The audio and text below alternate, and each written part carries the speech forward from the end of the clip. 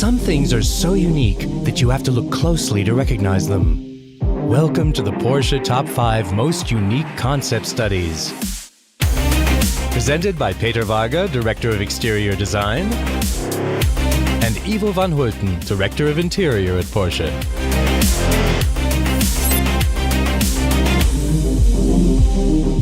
The 754 is obviously the ancestor of the 911. Why, you may ask? All design elements that you know from the 911 are already there. Seen from the front, you recognize the horizontal joint and the mudguards with round spotlights. What's missing a bit is the accentuation above the rear wheel. But there are also other recognizable elements in the back. For example, the high emphasis on the horizontal lines. From certain points of view, you can hardly say whether it is already the 911 or still the 754 concept.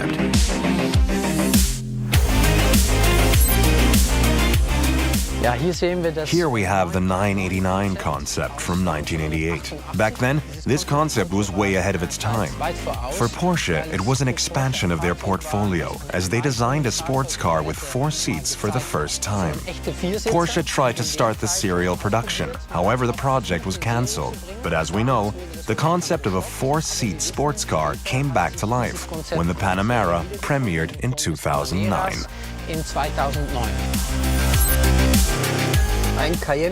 There really was a Cayenne Cabriolet model. In 2002, the designers worked on this study in their studio. Personally, this was a huge surprise for me too, when I did my internship at Porsche back then. This study displays a very bizarre combination of an SUV, the Cayenne, and a Cabriolet. The stylistic highlight, and already very modern back then, is for sure the Targa roll bar, which still is an inspiration for us designers today.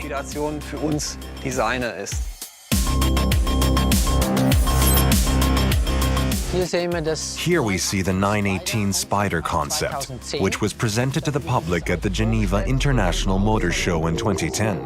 The 918 was designed as a plug-in hybrid, a real super sports car. The motorsport tradition found its way into this concept as it combines driving pleasure with low consumption at the same time. The chassis was completely built out of carbon, which you can see perfectly in the interior. And we had the first integration of digital and analog elements as well. We at Porsche are very proud of the fact that the serial production version hardly differs from the concept.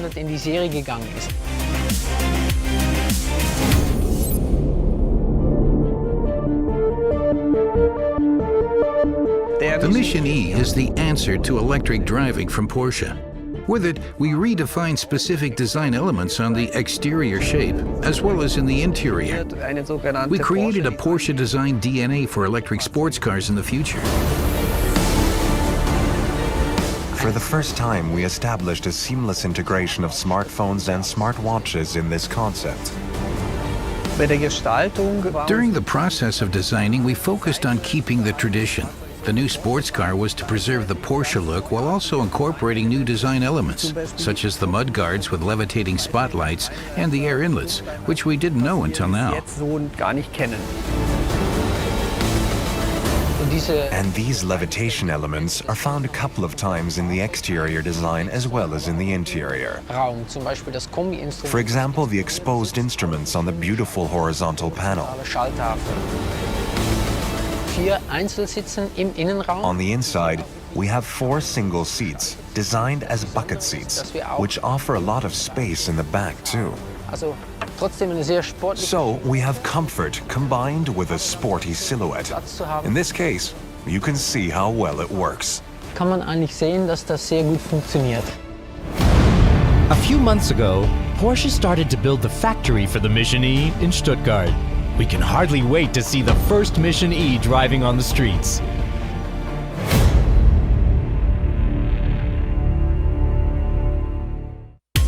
We're moving from those concept models to the exclusive ones next week. So stay tuned and see you then for the Porsche Top 5 Most Exclusive Models.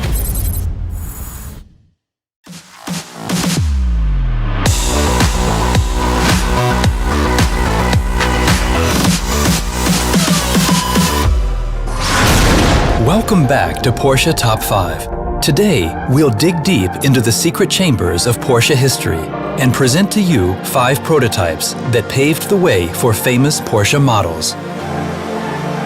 May I present to you our top 5. Between 1984 and 1987, Porsche engineers worked on a concept car for a futuristic vehicle concept, a compact, lightweight, and aerodynamic roadster, the Porsche 984.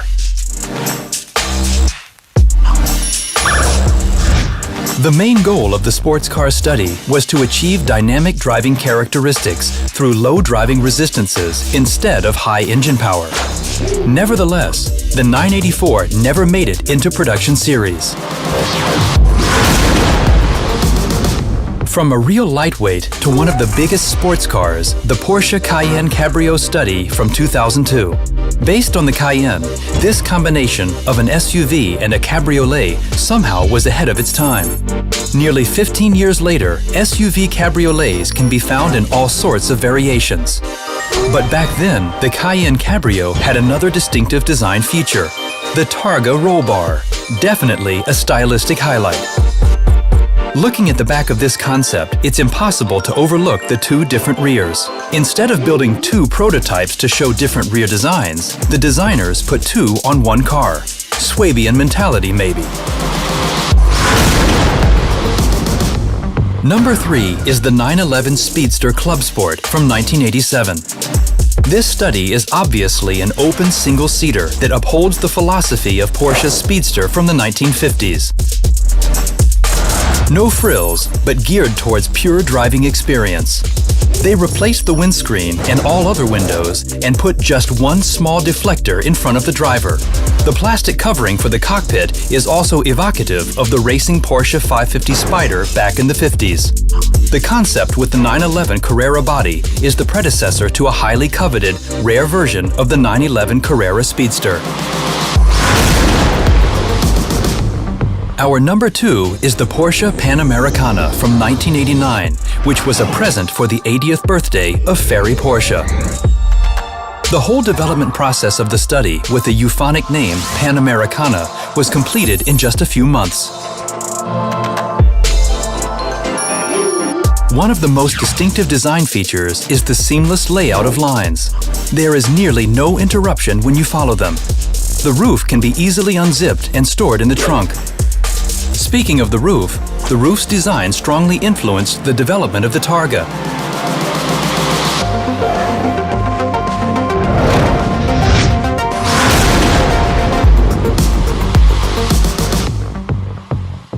Here is our number 1 Porsche prototype, the 918 Spyder prototype rolling chassis. In 2011, after the concept car of the 918 Spyder had made headlines worldwide, this rolling chassis was built and shown to a few invited journalists in early 2012. On the test track in Weissach, the journalists got a first impression of how the plug-in hybrid technology works, a proof of concept for the world. Nevertheless, this rolling chassis may look a bit unfinished, but still managed to pave the way for the legendary 918 Spyder. From the secret chambers of our R&D department right into some of the great ideas of interior design. Next week, we'll have a close look on some of the fanciest interior patterns. See you then.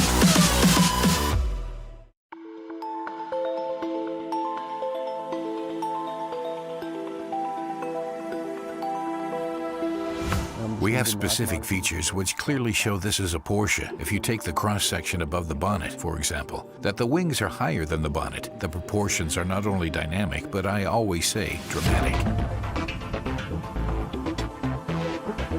The most important task was to make it a real Porsche, no matter the drive technology.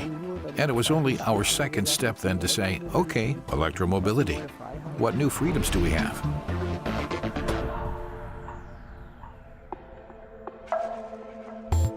With electric vehicles, good aerodynamics are absolutely crucial. They always convert to a better range, which is why we said, okay, let's focus on this aspect. A real breakthrough here at the front is flow at the side, a very modern touch. The difference with the interior, of course, is that it has to be convenient for everyday use. How can I arrange all the information around me in a way that makes sense? We have a standalone screen, for example, actually on the instrument cluster. I think that we as designers always try to see how we can combine function and beauty. We have a couple of cool ideas, such as how certain pieces of luggage can be fixed at the back. Very lifestyle-oriented. As far as functionality is concerned, a Cross Turismo does have one or two advantages over a classic sports car. Porsche has always had such ideas, but what we are showing you is the next step.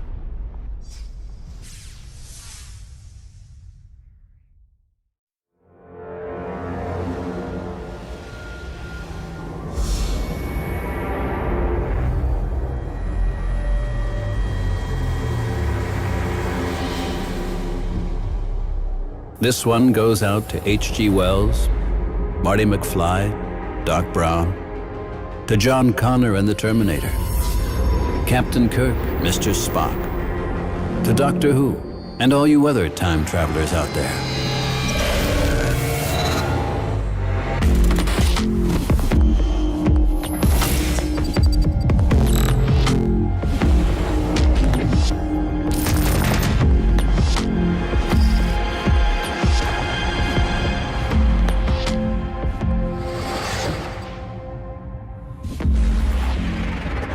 Nice try. Porsche E-Performance. Echoes.